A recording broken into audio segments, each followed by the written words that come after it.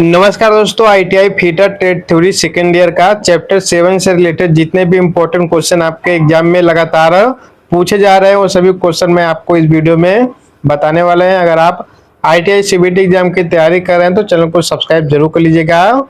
आज का पहला प्रश्न है कि बेस्ट ड्राइव में अत्यधिक तनाव का क्या प्रभाव पड़ता है। ऑप्शन है गति बढ़ जाती है, गति कम हो जाती है, बेल्ट की लाइफ बढ़ जाती है या बेल्ट की लाइफ कम हो जाती है। ऑप्शन नंबर आपका डी राइट आंसर हो जाएगा, बेल्ट की लाइफ कम हो जाएगी।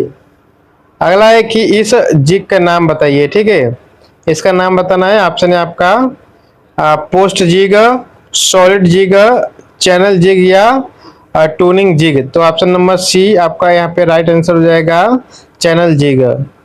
अगला प्रश्न है कि इस फिक्चर का नाम बताइए। ऑप्शन है आपका यहाँ पर plate fixture, angle plate fixture, indexing plate fixture या modified angle plate fixture. Option number D आपका राइट आंसर हो जाएगा।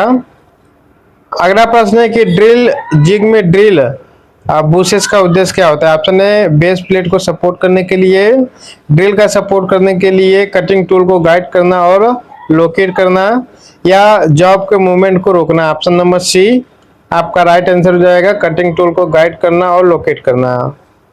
अगला प्रश्न है कि दो फिक्स्ड पुल्ली के बीच बेल्ट के तनाव को कैसे समायोजित करते हैं। ऑप्शन है पुल्ली को स्लाइड करके, आदर्श पुल्ली को फिक्स करके, बेल्ट की लंबाई को एडजस्ट करके या पुल्ली के स्क्रू को एडजस्ट करके। Option number B right answer हो जाएगा, आदर्श पुल्ली को फिक्स करके।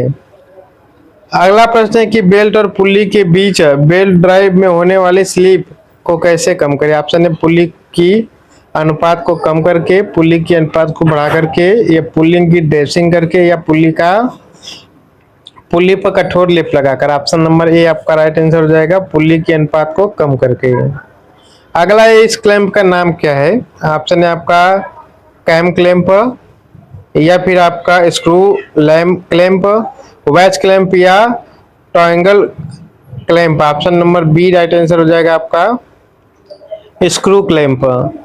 अगला है कि बेल्ट फास्टनर का क्या नाम है। ऑप्शन है आपका वायर टाइप, लैग्रेला टाइप, एलिगेटर टाइप या crescent plate type. Option number C आपका राइट आंसर हो जाएगा, एलिगेटर टाइप।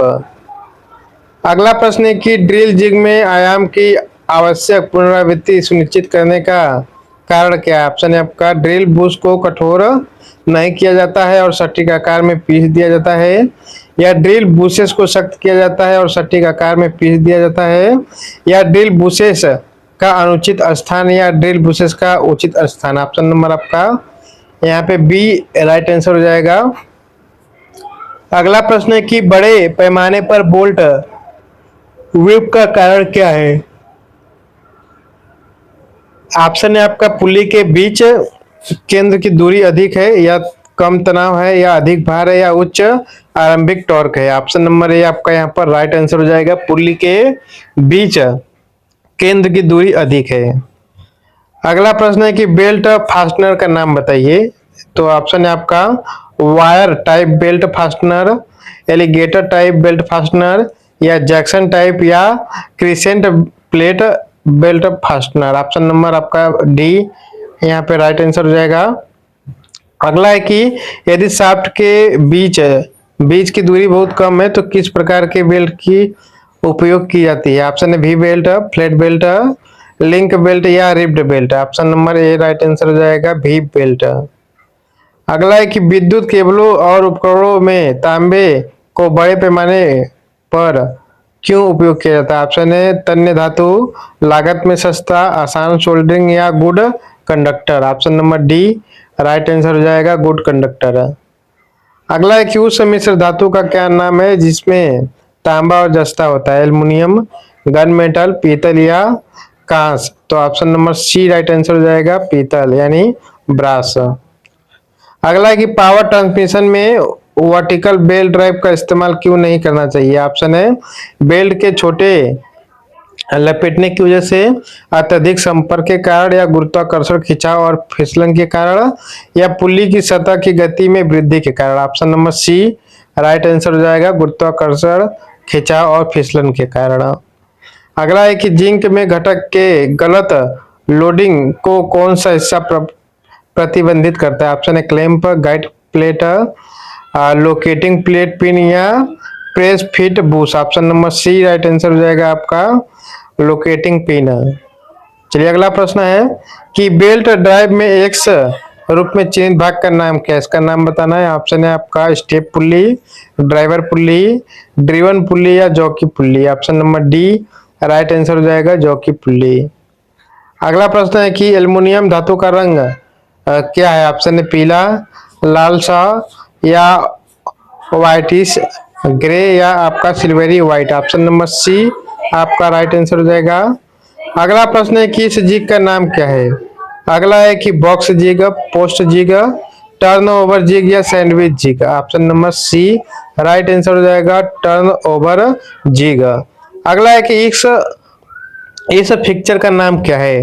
तो ऑप्शन है आपका वॉइस फिक्चर या सॉलिड फिक्चर या प्लेट फिक्चर या indexing fixture. Option number D right answer हो जाएगा इंडेक्सिंग फिक्चर।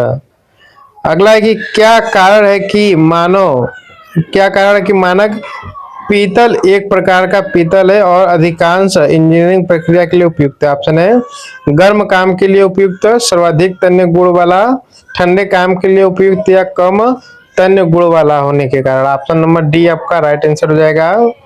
अगला है कि कौन सा उपकरण ऑपरेशन के लिए कटिंग टूल को पकड़ता, सपोर्ट करता है और लोकेट के साथ साथ गाइड भी करता है? ऑप्शन जिग, फिक्चर, चक और machine vice. Option number A right answer हो जाएगा जिग। अगला है कि बॉक्साइट अयस्क से किस धातु को निकाला जाता है? ऑप्शन है जस्ता, पीतल, तांबा या aluminium. Option number D right answer हो जाएगा आपका एल्युमिनियम। अगला प्रश्न है कि किस प्रकार के जिग में बेस प्लेट नहीं होता है? ऑप्शन है table jig, plate jig, template jig या sandwich jig. Option number C right answer हो जाएगा टेम्पलेट जिग। अगला प्रश्न है कि मिलिंग फिक्चर के बेस प्लेट के निचले भाग में टेनेंस क्यों प्रदान किया जाता है? ऑप्शन है टूल गाइड करने के लिए, क्लैंपिंग उद्देश्य के लिए, वर्क पीस को संतुलित करने के लिए या फिक्चर को सही तरीके से लोकेट करने के लिए। ऑप्शन नंबर डी आपका यहाँ पर राइट आंसर हो जाएगा फिक्चर को सही तरीके से लोकेट करने के लिए।